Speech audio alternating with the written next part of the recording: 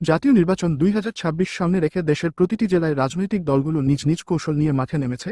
এর মধ্যে সবচেয়ে সংগঠিত ও প্রস্তুত রাজনৈতিক শক্তিগুলোর একটি বাংলাদেশ জামায়াতে ইসলামী ইতিমধ্যেই দেশের প্রতিটি আসনে সম্ভাব্য প্রার্থীর নাম চূড়ান্ত করার পথে। চট্টগ্রাম জেলা সবসময়ই জামায়াতের অন্যতম রাজনৈতিক ঘাঁটি হিসেবে পরিচিত। এবারের সম্ভাব্য তালিকায় রয়েছে পরিচিত, শিক্ষিত, জনপ্রিয় ও মাঠ রাজনীতিতে সক্রিয় নেতাদের নাম। চট্টগ্রাম 1-এ সম্ভাব্য প্রার্থী অ্যাডভোকেট সাইফুর রহমান।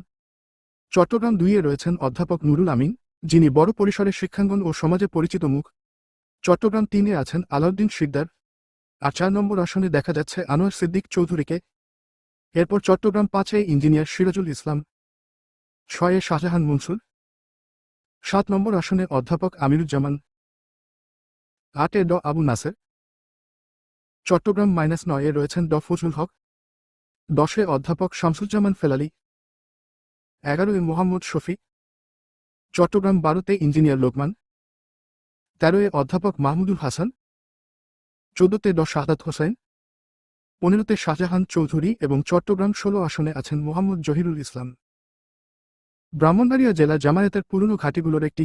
এখানে প্রায় প্রতিটি আসনেই দীর্ঘদিনের পরিচিত নেতারা সম্ভাব্য প্রার্থী হিসেবে অবস্থান করছেন। ব্রাহ্মণবাড়িয়া 1-এ রয়েছেন শিক্ষক মোহাম্মদ আমিনুল ইসলাম। 2-এ মাওলানা মোহাম্মদ মুবারক হোসেন। ব্রাহ্মণবাড়িয়া 3-এ জুনায়েদ হাসান। 4-এ আত্তাউর রহমান সরকার। 5-এ অ্যাডভোকেট আব্দুল বাতেন এবং ব্রাহ্মণবাড়িয়া 6 আসনে রয়েছেন দেলোয়ার নকিবুল হুদা।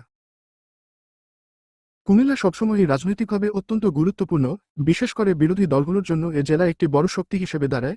জামায়াতও এখানে শক্ত প্রার্থী প্রস্তুত করেছে। কুমিল্লা 1-এ মনিরুজ্জামান বাহলুল। 2-এ নাজিমুদ্দিন মোল্লা। 3 নম্বর আসনে রয়েছেন ইউসুফ হাকিম সোহেল। কুমিল্লা 4-এ সাইফুল ইসলাম। 5-এ ড মুবারক হোসেন। 6-এ কাজীউদ্দিন মুহাম্মদ। কুমিল্লা 7-এ মাওলানা মুশাররফ হোসেন। 8-এ অধ্যাপক শফিকুল আলম হেলাল।